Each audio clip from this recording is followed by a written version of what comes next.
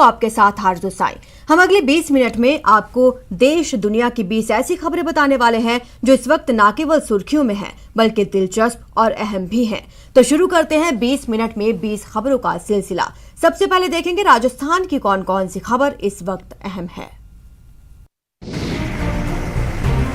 आग की ऐसी ऊंची ऊंची लपटें उठ रही हैं कि देखने वालों के होश उड़ जाएं।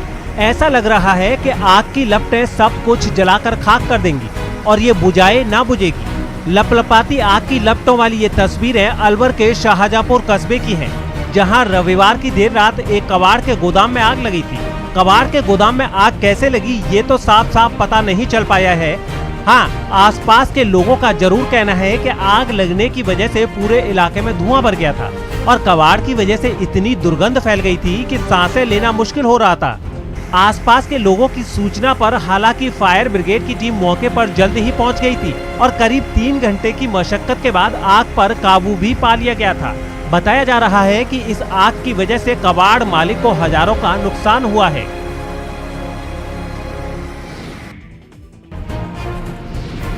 कोरोना के संक्रमण को फैलने से रोकने के लिए प्रदेश में नई गाइडलाइंस जारी हो चुकी हैं। इस गाइडलाइंस के तहत एक जिले से दूसरे जिले में जाने पर भी पाबंदी लगा दी गई है। इस पाबंदी को लागू करने के लिए दौसा की सीमाओं पर चेक पॉइंट लगाए गए हैं। दौसा से भरतपुर, करौली, अलवर, सवाई माधोपुर, टोंक और जयपुर आने जाने वाले रास्ते सील कर दिए गए हैं। खास बात ये कि इन सीमाओं पर बेवजह आ रहे यात्रियों और वाहनों को रोका जा रहा है। खासकर मोटरसाइकिल और कारों को रोककर उन्हें वापस भेजा जा रहा है। दौसा जिले के जयपुर दौसा सीमा पर भी सदर थाना पुलिस का जाब्ता तैनात है, जो बिना अनुमति दौसा जिले में प्रवेश करने वाले वाहनों को रोक रहा है। सरकार ने नई गाइडलाइन जारी कर दी है। नई गाइडलाइन के आधार पर एक जिले से दूसरे जिले में जाने पर पाबंदी लगाई गई है। इसलिए दौसा के यहाँ पर जो अन्य जिले से लोग आ रहे हैं उनको रोका जा रहा है। यह जयपुर दौसा की सीमा है। भंडाना के पास ये पूरी नाका लगाया गया है, चेक पॉइंट लगाए गए हैं। जितनी भी कारें आ रही हैं उनको वापस भेजा जा रहा है। देखो, इस कार को वापस बैरंग लौटाया जा रहा है। जो बिना वजह के आ रहे थे या उनको अनुमति नहीं थी, उन वाहनों को वापस लौटाया जा रहा है। पुलिस की टीमें प्रत्येक वाहन से पूछताछ कर रही है। हालांकि जो बसें हैं या फिर अन्य जो अनुमत वाहन है उन्हें प्रवेश दिया जा रहा है। अब इस कार को रोका गया है, प्रत्येक गाड़ी को रोका जा रहा है ताकि जो बिना वजह दूसरे जिले में कोई प्रवेश नहीं करे। सवाई माधोपुर में वीकेंड कर्फ्यू खत्म होने के साथ ही लोगों की बेफिक्री शुरू हो गई है। भले ही कोरोना गाइडलाइंस की सख्ती से पालन और तमाम तरह की बंदिशें अब भी लगी हुई हैं, लेकिन घर से बेवजह बाहर निकलने वाले लोगों की इसकी कोई फिक्र नहीं है। इन तस्वीरों में आप देख सकते हैं कि बाजारों में दुकान खुलते ही किस कदर लोगों की भीड़ उमड़ पड़ी है। खास बात यह है कि इस भीड़ में भी लोग मास्क लगाना जरूरी नहीं समझ रहे। सोशल डिस्टेंसिंग का तो जैसे यहाँ नाम लेना ही खतरनाक है। सवाई माधोपुर जिले में कोरोना संक्रमण जमकर कहर बरपा रहा है। बीते 24 घंटों की अगर बात करें तो सवाई माधोपुर जिले में चिकित्सा विभाग के अनुसार बीते 24 घंटों में 609 कोरोना संक्रमित रोगी सवाई माधोपुर जिले में पाए गए हैं, जिसके चलते सवाई माधोपुर जिला प्रशासन तथा चिकित्सा प्रशासन की जो चिंताएं हैं वो और अधिक बढ़ गई हैं। सवाई माधोपुर जिले में 2 दिवस तक वीकेंड कर्फ्यू का आलम रहा। उसके पश्चात आज जैसे ही मार्केट खुला है, आप देख सकते हैं सवाई माधोपुर जिला मुख्यालय के बाजारों में जमकर भीड़ उमड़ रही है। वहीं मुख्यमंत्री तथा कलेक्टर की गाइडलाइन के अनुसार शादी समारोह के सीजन को देखते हुए जो दुकानें खोली गई है, जहां पर जमकर ग्राहकी उमड़ रही है, लेकिन इस दौरान ना ही तो सोशल डिस्टेंसिंग की पालना हो रही है, ना ही लोग अपने चेहरों पर मास्क लगा करके निकल रहे हैं। ये भीड़ देखकर लगता है तो वक्त का पहिया घूमकर 1.5 साल पहले उस वक्त में पहुंच गया है जहां कोरोना नाम की कभी चर्चा तक नहीं होती थी। दुनिया में वुहान वायरस के प्रकोप की शुरुआत तक नहीं हुई थी। 1.5 साल पहले की तरह नजर आने वाली ये तस्वीरें भरतपुर की सब्जी मंडी की हैं, जहां संक्रमण और कर्फ्यू काल में सारे नियमों को ताक पर रख दिया गया। सोशल डिस्टेंसिंग की ऐसी धज्जियां उड़ाई गई जैसे इसके बारे में कोई जानता ही नहीं हो। ज्यादातर लोगों ने तो मास्क तक को तिलांजलि दे दी। मौजूदा वक्त में सब्जी खरीदने बेचने पर राज्य सरकार ने बड़ी छूट दे रखी है, लेकिन इस तरह मंडी में भीड़ लगाने की कतई इजाजत नहीं है।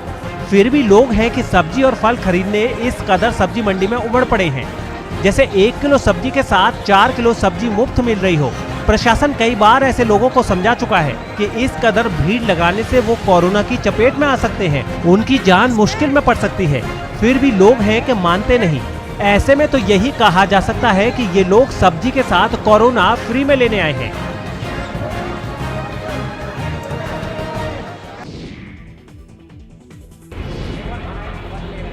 अजमेर में लगातार बढ़ते कोरोना मामलों के बावजूद लोगों में इसे लेकर जरा भी खौफ नहीं है।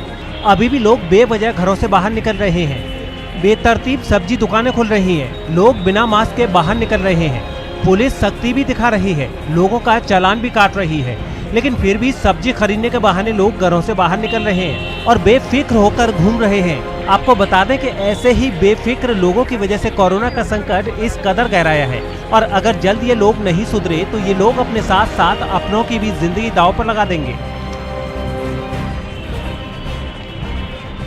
अजमेर में लगातार बढ़ते कोरोना मरीजों के मामलों के बीच में सरकार ने संशोधित गाइडलाइन जारी कर फल और सब्जी वालों को शाम 6 बजे तक के लिए अनुमति प्रदान की और इस वक्त पड़ाव इलाके में है और तस्वीरों में आप देख सकते हैं कि इस अनुमति का क्या असर है। लगातार ये जो पूरा कवंडसपुरा का मार्केट है, आप देख सकते हैं यहाँ पर किस तरीके से भीड़ जो है वो उमड़ पड़ी है। चूँकि 11 बजे तक की ही दुकानों को खोलने की अनुमति है, लेकिन फल और सब्जी वाले जो है शाम 5 बजे तक रह सकते हैं। लेकिन सबके बीच में जो पुलिस है, पुलिस भी मुस्तैदी के साथ अपना काम कर रही है और कहीं किसी तरह की कोरोना गाइडलाइन का उल्लंघन नहीं हो, इसको सुनिश्चित किया जा रहा है।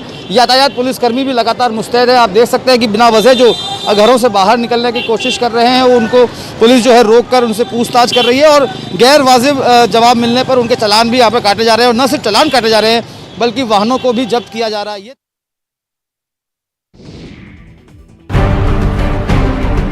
दौसा में पुलिस वाले कोरोना गाइडलाइंस तोड़ने वाले लोगों का चालान काटते काटते परेशान हो चुके हैं, थक चुके हैं, लेकिन लोग हैं कि कोरोना गाइडलाइंस की धज्जियां उड़ाने से बाज नहीं आ रहे।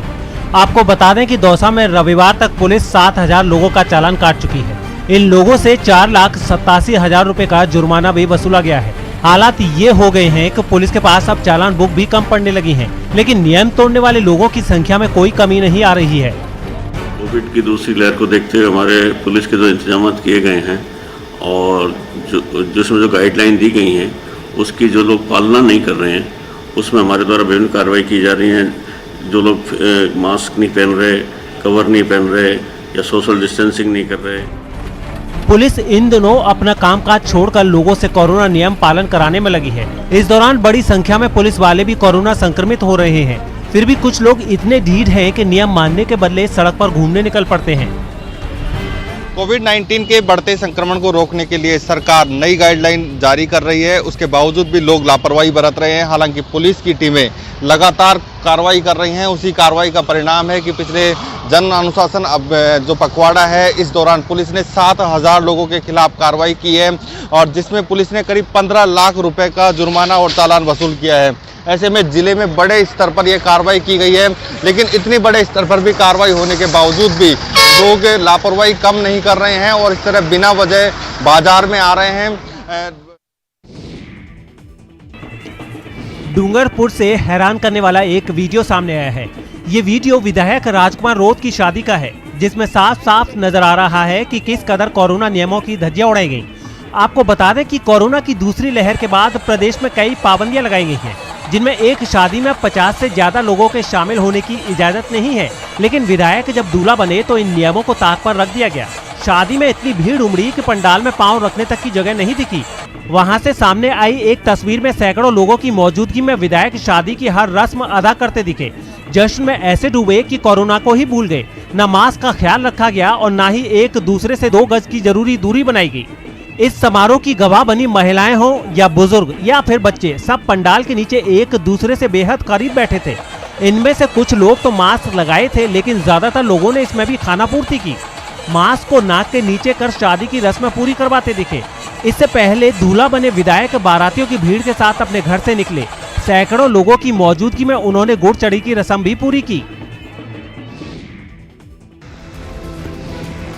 न महामारी का डर, न पुलिस वालों की सख्ती का खौफ। ऐसा लग रहा है कि इस शादी में सारे के सारे कोरोना गाइडलाइंस को अग्नि को समर्पित कर दिया गया हो। शादी में 100-200 बाराती और घरवालों की ये तस्वीरें सीकर से आई हैं।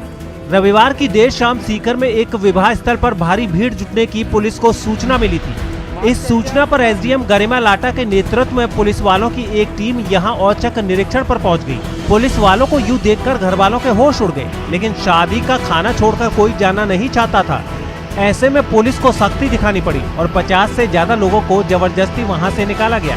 साथ ही घर वालों और मैरिज हॉल वालों के खिलाफ पुलिस ने 25,000 रुपए का चालान भी काटा।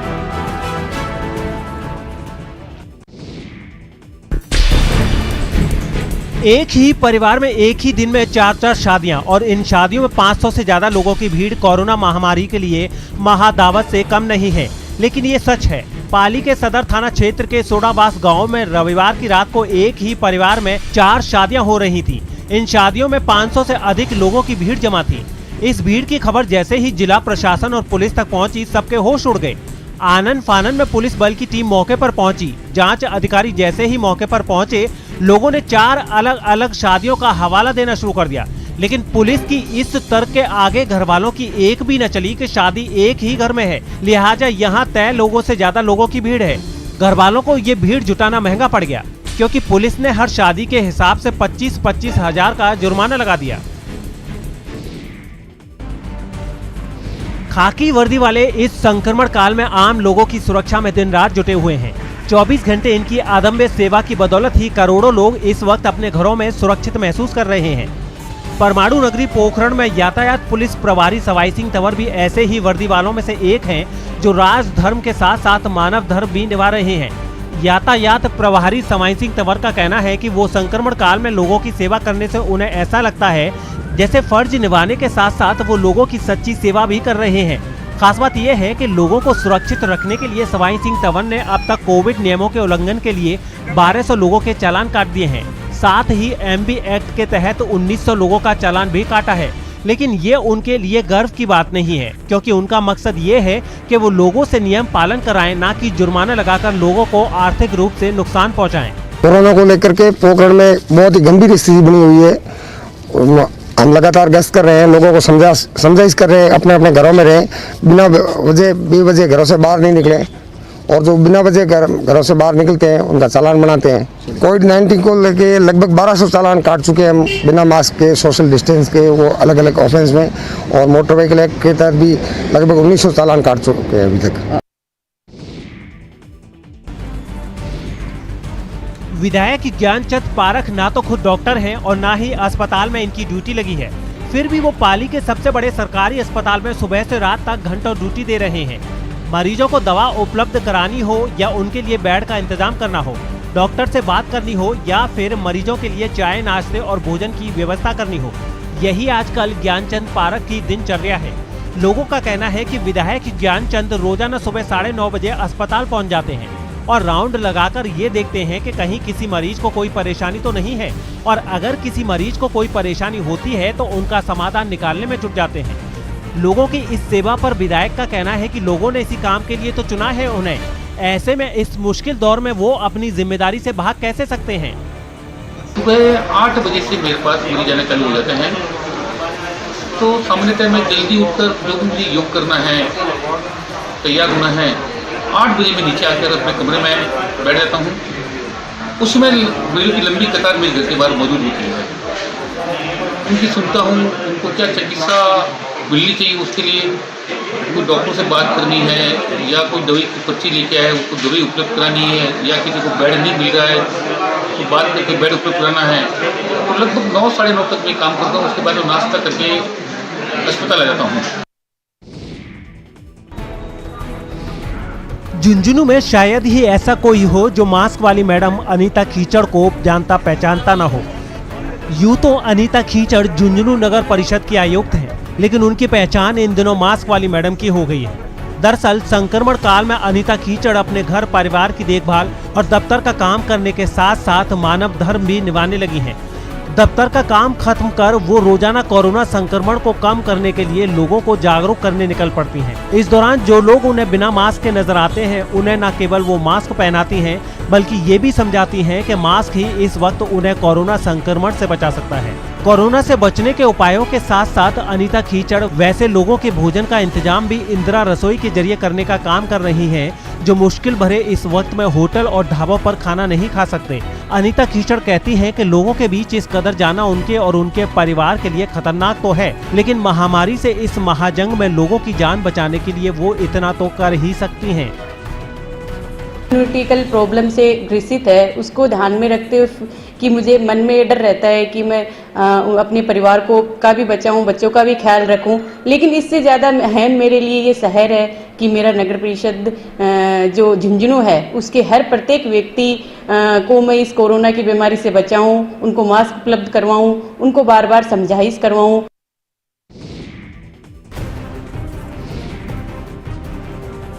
गहलोत सरकार ने प्रदेश के 18 साल से ज्यादा आयु वर्ग के सभी लोगों को मुफ्त वैक्सीन लगवाने का फैसला किया है। सरकार के इस फैसले की वजह से प्रदेश के 18 साल से ऊपर के 2.90 करोड़ लोगों का फ्री वैक्सीनेशन होगा। हमारे मुख्यमंत्री जी ने ऐतिहासिक फैसला किया है। आज राजस्थान के करीब 3 करोड़ 13 लाख 18 साल से 45 साल की एज ग्रुप के जो नौजवान पीढ़ी के लोग हैं, उनके जीवन की रक्षा कोरोना महामारी से करने के लिए ये 3000 करोड़ रुपए खर्च करके और उनको वैक्सीन लगाने का जो राज्य सरकार ने खुद ने फैसला किया है। मुख्यमंत्री अशोक गहलोत ने सोशल मीडिया पर पोस्ट करके इसकी घोषणा भी की है। सीएम गहलोत ने कहा है कि इस पर करीब 3000 करोड़ रुपए खर्च होंगे। सीएम गहलोत ने अपने ट्वीट में लिखा है, ये बेहतर होता कि राज्य सरकारों की मांग के अनुसार भारत सरकार 60 साल और 45 साल से अधिक आयु वर्ग की तरह ही 18 वर्ष से 15 वर्ष तक की आयु के युवाओं के वैक्सीनेशन का खर्च भी उठा लेती, तो राज्यों का बजट डिस्टर्ब नहीं होता। आपको बता दें कि राज्य सरकार ने वैक्सीनेशन का खर्च केंद्र से उठाने की मांग की थी और इसी खींचतान की वजह से 1 मई से प्रस्तावित वैक्सीनेशन अटका हुआ था। राजस्थान से पहले कांग्रेस शासित छत्तीसगढ़ फ्री वैक्सीनेशन की घोषणा कर चुका है। इसके अलावा यूपी, एमपी, बिहार, झारखंड भी फ्री वैक्सीनेशन की घोषणा कर चुके हैं। खास बात यह है कि राजस्थान सरकार ने 18 साल से ज्यादा उम्र वालों के फ्री वैक्सीनेशन की घोषणा भले ही कर दी हो, लेकिन 1 मई से वैक्सीनेशन नहीं हो सकेगा। राजस्थान सरकार ने 15 मई तक वैक्सीनेशन उपलब्ध नहीं होने का हवाला देकर 18 से ज्यादा उम्र वालों के वैक्सीनेशन पर अभी नई तारीख की घोषणा नहीं की है। दरअसल राजस्थान सरकार के अफसरों ने जब सीरम इंस्टीट्यूट से वैक्सीन खरीदने के लिए संपर्क किया तो वहां से कहा गया कि अभी स्टॉक उपलब्ध नहीं है।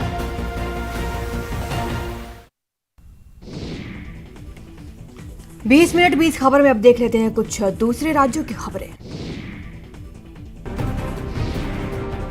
राजधानी दिल्ली में कोरोना के बढ़ते केस और ऑक्सीजन की बढ़ती मांग के बीच 8 ऑक्सीजन उत्पादन संयंत्र स्थापित किए जा रहे हैं। साथ ही 500 ऑक्सीजन बेड वाला हॉस्पिटल भी शुरू हो रहा है।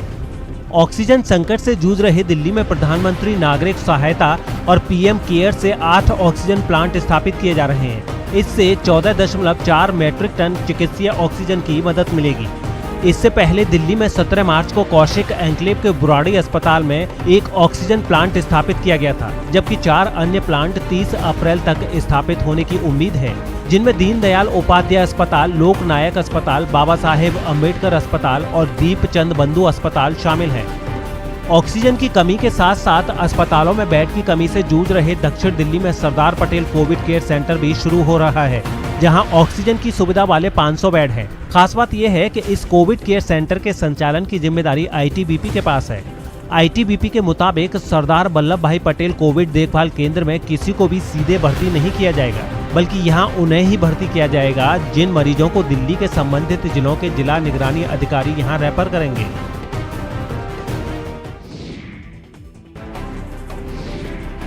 देश भर में कोरोना टीकाकरण अभियान के बीच मुंबई के कई केंद्रों में वैक्सीन की कमी देखी गई थी।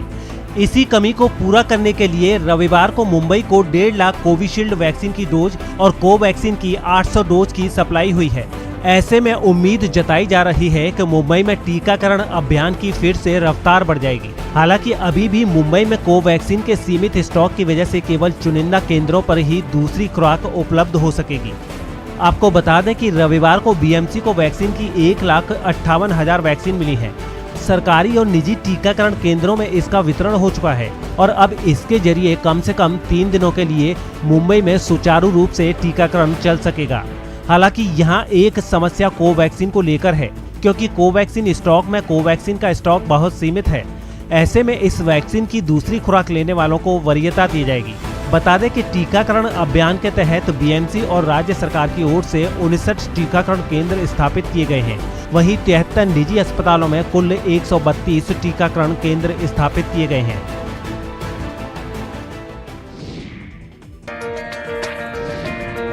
पास में खड़ी साइकिल पर लगी तख्ती और माइक के जरिए लोगों को वैक्सीनेशन का संदेश देने वाली ये तस्वीर इस बात की गवाही दे रही है कि कोरोना का अंत अब जल्द होने वाला है। ओडिशा के पुरी के ग्रामीण इलाकों में लोगों को कोरोना महामारी से बचने के लिए वैक्सीन लगवाने का संदेश दे रही ये आशा कार्यकर्ता है। बताया जा रहा है कि ये आशा कार्यकर्ता रोजाना अपना काम खत्म कर यूं ही साइकिल पर निकल पड़ती है और घर घर जाकर लोगों को कोरोना से बचने के लिए जरूरी निर्देश और वैक्सीन लगवाने के लिए जागरूक करती हैं। 11 साल से गांव के आशा हो के काम कर रही हूं। मेरी गांव में सबके स्वास्थ्य का ख्याल रखती हूं। अभी कोरोना महामारी के समय में लोगों को कोरोना ना होने के बारे में सचेतन करती हूं। लोगों को साबुन में हाथ धोने के बारे में बता रही हूं। 2 मीटर दूरियां बनाने के लिए बोल रही हूं। 45 वर्ष से ज़्यादा उम्र लोगों को टीका लेने के लिए बोल रही हूं।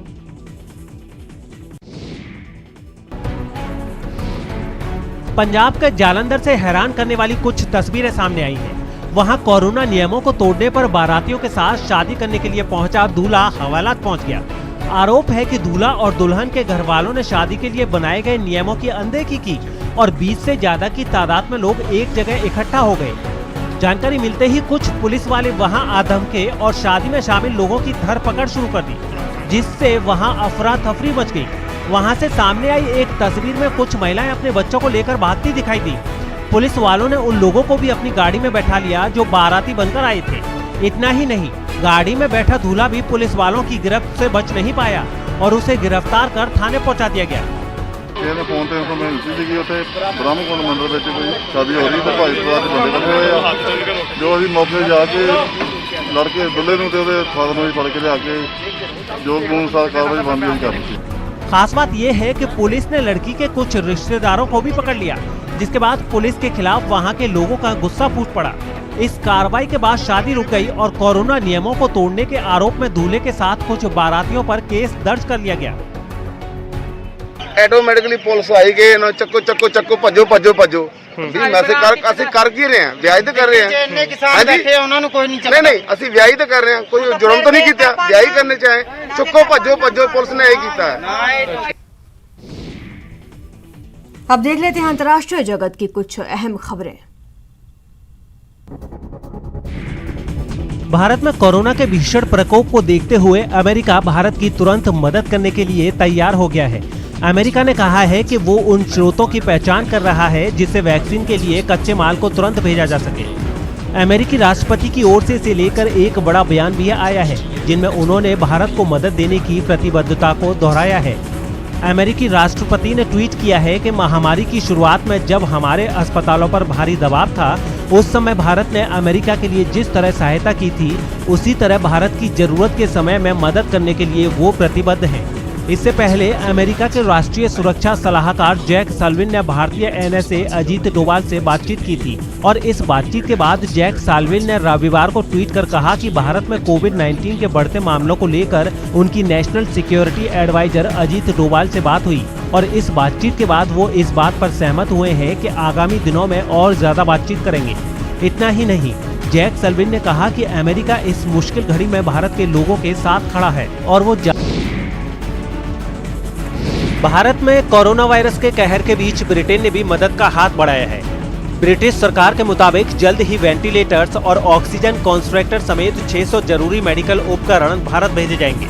सरकार ने कहा है कि कोविड-19 महामारी से लड़ाई में हम भारत के साथ हैं। Foreign Commonwealth and development office की ओर से इस राहत पैकेज को फंड किया गया है। भारत ने देश में कोरोना के बढ़ते मामलों के चलते ये मदद मांगी थी। इसके अलावा ब्रिटेन के प्रधानमंत्री बोरिस जॉनसन ने भी दोस्त व साझेदार भारत की मदद करने को लेकर प्रतिबद्धता जताई थी। बताया जा रहा है कि मंगलवार को पहली खेप नई दिल्ली पहुंच जाएगी। बाकी मेडिकल सामग्री भी एक हफ्ते के भीतर भारत आ जाएगी। ब्रिटेन के प्रधानमंत्री बोरिस जॉनसन ने कहा कि वो भारत के साथ कंधे से कंधा मिलाकर खड़े हैं। कोविड-19 से जंग के दौरान भारत के लिए ये बेहद चिंता का समय है। बेहद जरूरी मेडिकल उपकरण जिनमें ऑक्सीजन कॉन्सन्ट्रेटर और वेंटिलेटर्स शामिल हैं, वो ब्रिटेन से रवाना होने के लिए तैयार हैं। उन्होंने ये भी कहा कि इस खतरनाक वायरस से जिंदगियों को बचाने के लिए ये उनकी ओर से मदद है। उन्होंने आगे कहा कि वो आगे भी इस मुश्किल समय में भारत सरकार के साथ मिलकर काम करते रहेंगे। ब्रिटेन के विदेश मंत्रालय के मुताबिक कुल 9 एयरलाइन कंटेनर सप्लाई भेजी जा रही हैं। इनमें 495 oxygen concentrator, 120 non invasive ventilators और 20 मैनुअल वेंटिलेटर्स हैं। ये सभी उपकरण अगले हफ्ते तक भारत पहुंच जाएंगे।